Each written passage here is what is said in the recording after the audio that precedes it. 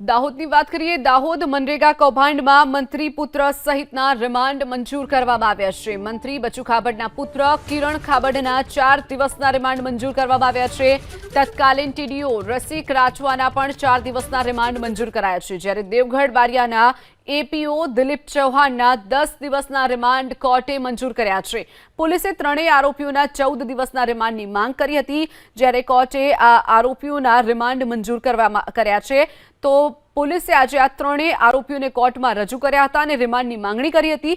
મનરેગા કૌભાંડ જેમાં મંત્રી પુત્રના નામો સામે આવ્યા છે, બંને પુત્રોની ધરપકડ પણ કરી લેવામાં આવી છે, ત્યારે આજે મંત્રી બચુ ખાબડના પુત્ર કિરણ ખાબડને કોર્ટમાં રજૂ કરવામાં આવ્યો હતો, જ્યારે કિરણના 4 દિવસના કોર્ટે રિમાન્ડ મંજૂર કર્યા છે। તો તત્કાલીન ટીડીઓ રસિક રાઠવાના પણ 4 દિવસના રિમાન્ડ મંજૂર કરાયા છે, જ્યારે દેવગઢ બારિયાના એપીઓ દિલીપ ચૌહાણના 10 દિવસના રિમાન્ડ મંજૂર કરવામાં આવ્યા છે। વધુ વિગતો સાથે સંવાદદાતા મનીષ આપણી સાથે ફોનલાઈન પર છે। મનીષ, મનરેગા કૌભાંડમાં જે આરોપીઓ હતા આજે કોર્ટમાં રજૂ કરવામાં આવ્યા હતા, શું વિગતો?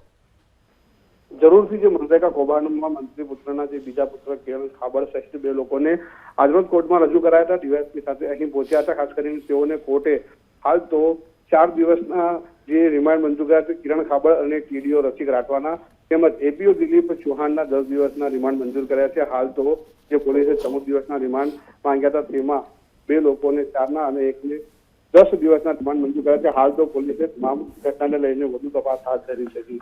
ચોક્કસથી મનીષ, માહિતી બદલ આભાર।